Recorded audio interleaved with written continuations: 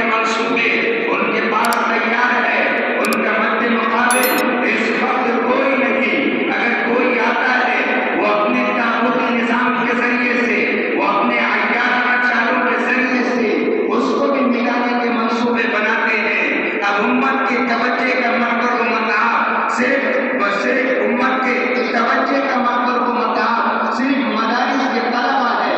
تم ہی امت کا وہ قیمتی اثاثہ ہو جو امت کی کشتی کو مجدھان سے نکال کر ساحل پر پہنچا سکتے ہو۔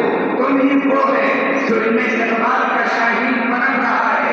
تم ہی وہ لوگ ہو، اگر تم میدان عمل میں آ جاؤ تو مشرق بھی تمہارا ہے، مغرب بھی تمہارا ہے، شمال بھی تمہارا ہے، جنوب بھی تمہارا ہے۔ تمہاری جرأت ایمانی کے آگے کسی میں یہ دم نہیں کہ وہ ٹھہر سکے۔ اگر وقت ہوتا تو میں ضرور تم کو سمجھاتا اس وقت ارتداد کی ہوائیں کس طریقے سے عالم اسلام پر منڈا رہی ہے۔ جس ملک میں تم سانس لے رہے ہو، عام ذرا بڑھا کے اخبار و قواعد سنو، بچوں کی زندگیوں پہ نظر ڈالو۔ مدرسے میں بچہ 10 سال یا 12 سال کی عمر میں آتا ہے، اس کا داخلہ ہوتا ہے، وہ جب کپڑے دھونے کے لائق ہو جائے، وہ جب اپنی ضروریات زندگی یا ہوائی کی ضروریات سے اگر وہ خود اس کو پورا کر سکتا ہے تب اس کو مدرسے کے اندر داخل کیا جاتا ہے۔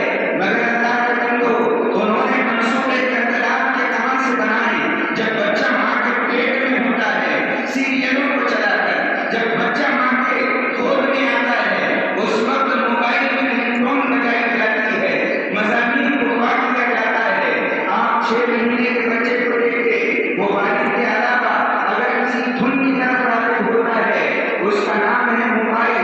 اب اس کی عمر بتدریج بڑھ رہی ہے، LKG UKG کا نظام چلایا گیا۔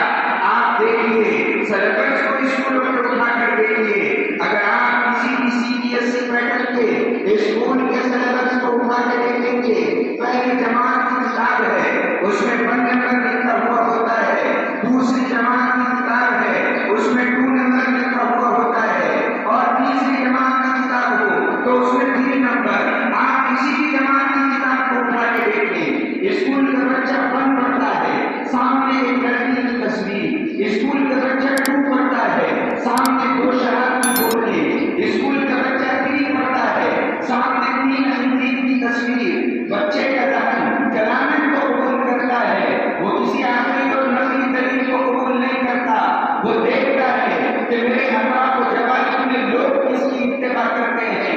انسان کا ذہن ہے فوراً کیچ کر لیتا ہے بات کو، وہ بچہ سوچتا ہے۔